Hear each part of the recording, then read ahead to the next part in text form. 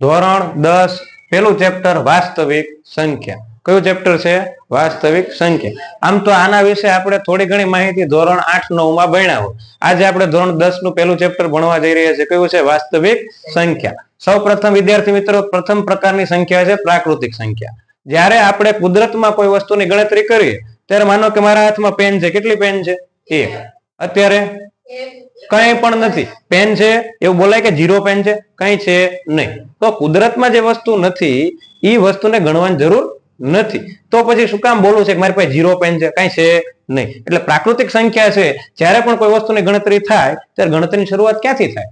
1 થી. હું તમને કહું બહાર જઈને ઝાડ અથવા તો વૃક્ષોની સંખ્યા ગણો તો તમે ક્યાંથી ચાલુ કરશો ગણવાનું? 1, 2, 3 એમ ગણશો ને. કુદરતમાં જે વસ્તુ છે એની ગણતરીની શરૂઆત ક્યાંથી થાય? 1 થી. હું એમ કહું કે મારી પાસે કેટલી પેન છે? આ હાથમાં કઈ પણ નથી, 0 પેન છે એમ બોલાય નહીં. કુદરતમાં નથી તો એને 0 વડે આપણે બોલી શકતા નથી. તો પ્રાકૃતિક સંખ્યા ક્યાંથી ચાલુ થશે? 1, 2, 3, 4 એમ ક્યાં સુધી જશે? બરોબર. પ્રાકૃતિક સંખ્યા એટલે કે નેચરલ નંબર. બીજા પ્રકારની સંખ્યા છે પૂર્ણ સંખ્યા. કેવી સંખ્યા છે? પૂર્ણ સંખ્યા. પૂર્ણ સંખ્યા એટલે કે જેમાં કઈ ખૂટતું હોતું નથી. 0, 1, 2, 3, 4 એમ ક્યાં સુધી જશે? અનંત સુધી. તો 0 પૂર્ણ સંખ્યા છે કારણ કે એમાં કઈ ઘટતું નથી ને કઈ વધતું નથી. અમુક માણસો હોય ને 0 જેવા હોય. સમજાવ કેવા હોય? 0. એમાં કઈ ઘટે નહીં ને કઈ વધે નહીં.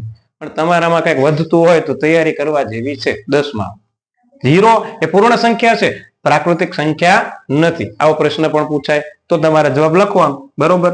પૂર્ણાંક સંખ્યા. હવે આપણી પાસે માનો કે મારી પાસે બેંકનું ખાતું છે. બરોબર. મારી પાસે માનો કે 500 રૂપિયા છે. બેંક વાળા દર મહિને 500 તો ઓછા રાખો તો 10 રૂપિયા કાપે છે.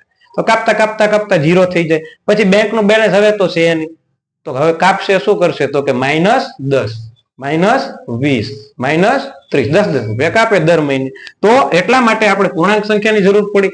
એમાં 0, 1, 2, 3 એમ. આમ તો ખરેખર આ ધન દિશાની સંખ્યા છે. આને દિશા સ્વરૂપે સાયન્સમાં જયારે આવશો ત્યારે વાત કરશું. આ કઈ સંખ્યા છે? ઋણ દિશાની. તો -1, -2 એમ ધન, ઋણ અને શૂન્ય એ બધી જ સંખ્યાને કેવી સંખ્યા કહેવાય છે? પૂર્ણાંક સંખ્યા. હવે એના પછીનો પ્રકાર છે સમય સંખ્યા. સમય સંખ્યા એને કહેવાય કે જેને p/q સ્વરૂપે લખી શકાય. દાખલા તરીકે 2/5, 1/3, 2001/2002. આવી કોઈ પણ સંખ્યા છે કે જેને p/q સ્વરૂપે લખાય. શું 5 એ સમય સંખ્યા છે? હા. શા માટે? કોઈ નો હોય એના છેદમાં શું હોય? 1. સબકા માલિક 1.